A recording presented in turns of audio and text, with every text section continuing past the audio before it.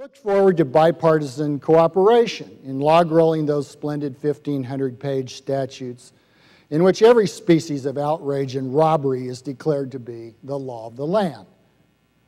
The war was certain to continue, at least for another 2 years, and perhaps for another 5 or 10 years. And why not? And why not?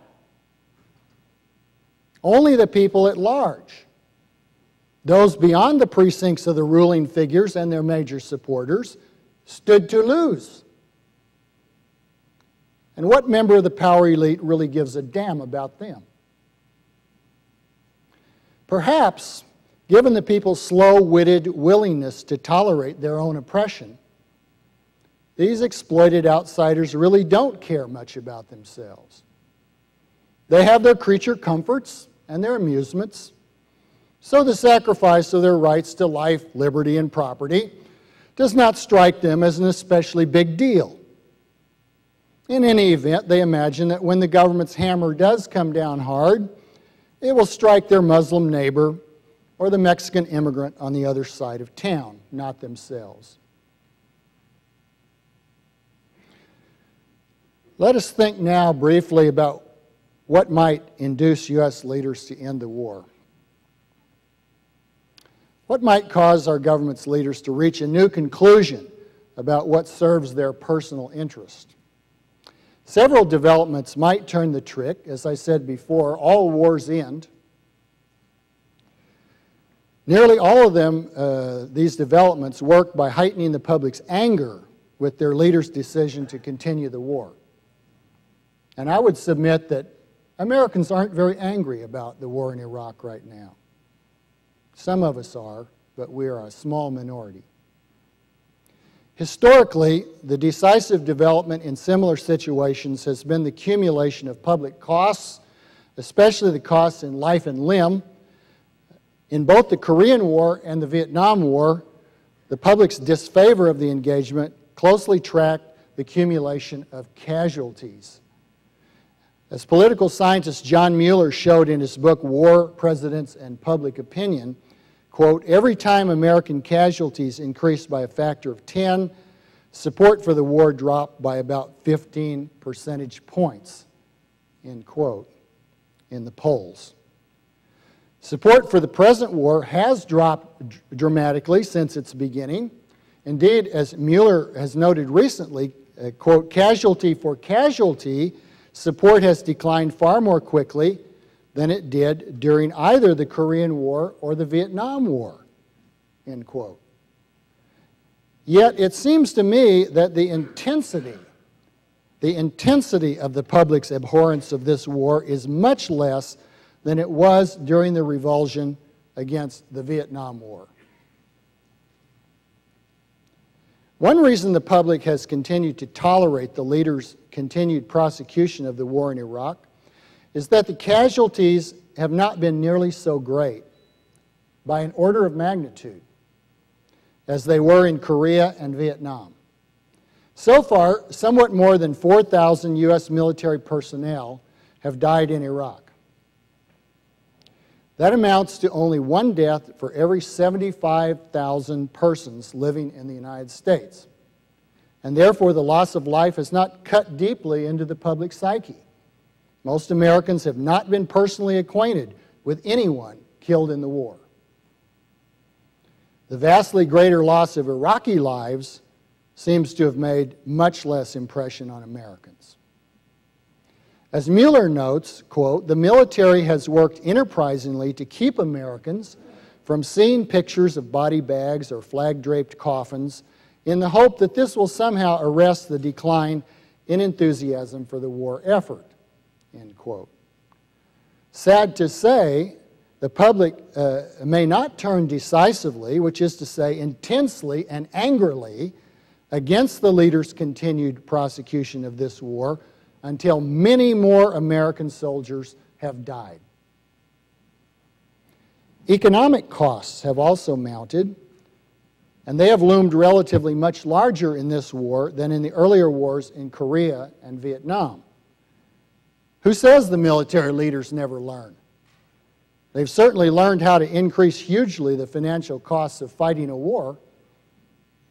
Estimates of the costs to date vary widely, depending on how one accounts for various joint, indirect, and entailed costs. But a total cost to date in the neighborhood of $1 trillion so far, is not implausible.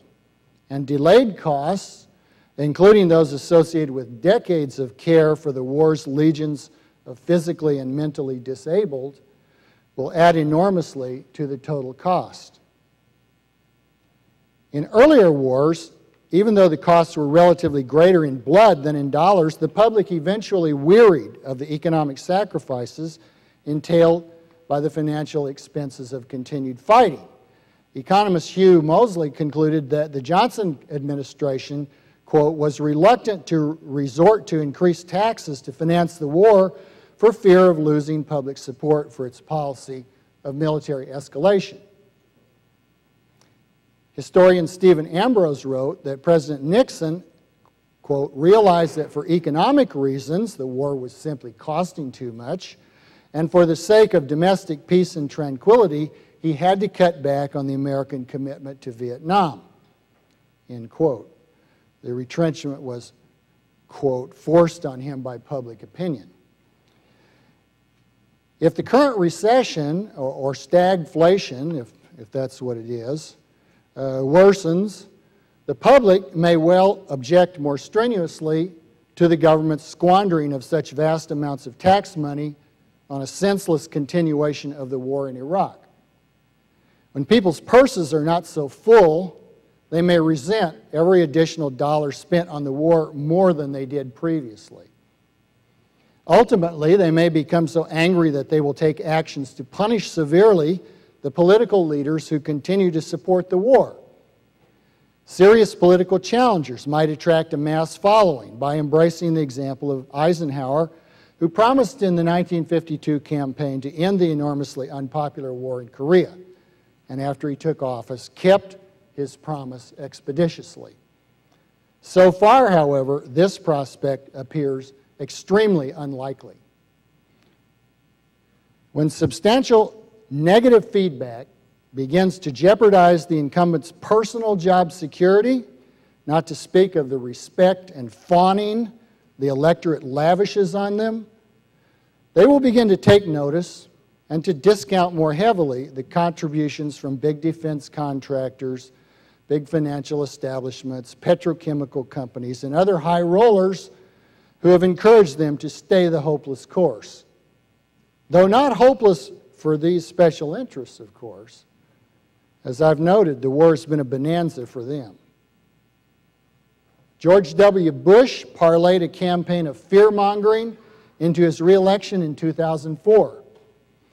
But unless another major terrorist attack occurs in the United States, the public will grow increasingly resistant to such appeals and more eager to throw the rascals out as the war's costs continue to mount.